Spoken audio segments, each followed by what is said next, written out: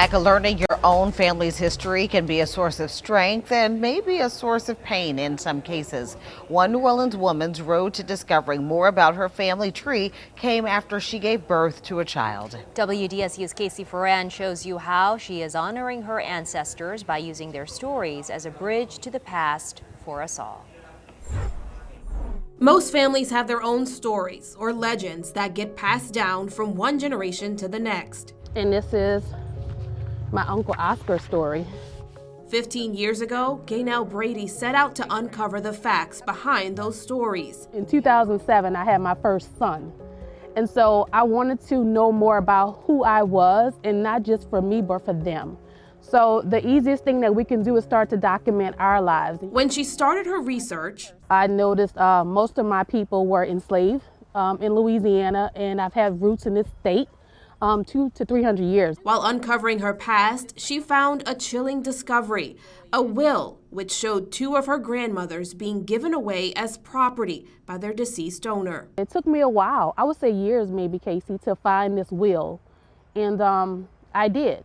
And I saw my 4th and 5th great grandmother on the same will in the same household, lot number 6. The thing that shook her most was the value placed on their lives. Grandma Polly, if I remember correctly, was about $150. Grandma Sally was somewhere around $400 or $500. She had a bigger value. Yeah, childbearing age. Through her discovery, she's also found strength and pride. It's a journey you'll never forget, but even within that, I can think of so many ways that learning about who I am has made me stronger and helped me to get over obstacles in my own life. And I want that for other people. Can you guys smell this? Smell this.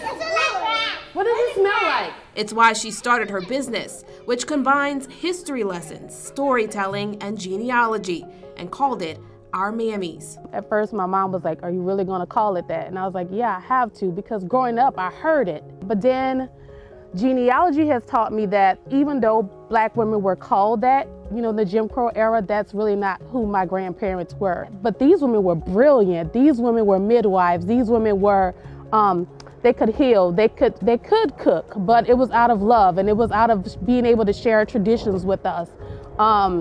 And being able to tie ourselves back to something bigger. She now facilitates genealogy lectures at libraries, museums, schools, and historical societies, sharing the stories of Louisiana's African Americans over the last 300 years through the lens of her ancestors, telling what they contributed, how they survived, and why it's important. It's one thing when you are in the classroom and you're learning about slavery and enslaved people, but it's another thing when you attach a name to it and you share DNA with that person. You want me to open that box? Each time she presents dressed as a woman on her family tree.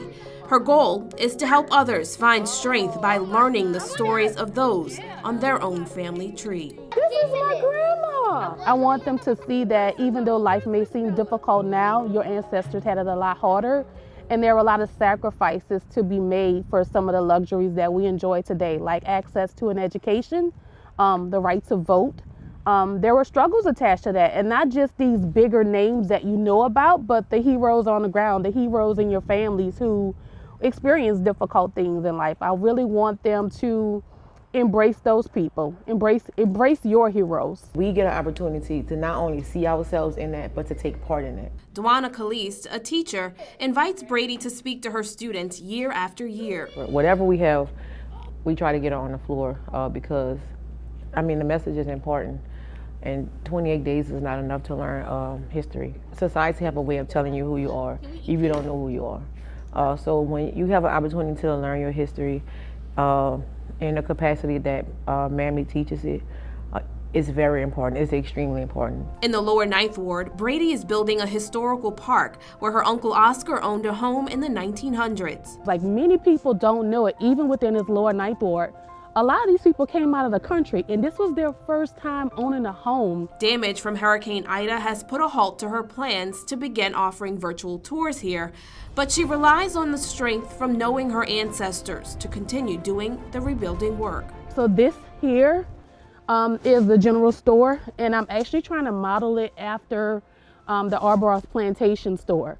So even though people think that, hey, when slavery was over, all the people were free and everybody left. No, my dad didn't leave the plantation. Actually, my grandmother didn't leave the plantation until she was pregnant with my dad. So this would be like a sharecropper's cabin to kind of like depict what life would be like for someone maybe 20, 30 years after emancipation. By examining the lives of those who came before us, Brady believes we all gain a deeper understanding, a deeper knowledge, a deeper truth than what's shared in a history book. In the Lower Ninth Ward, Casey Ferrand, WDSU News.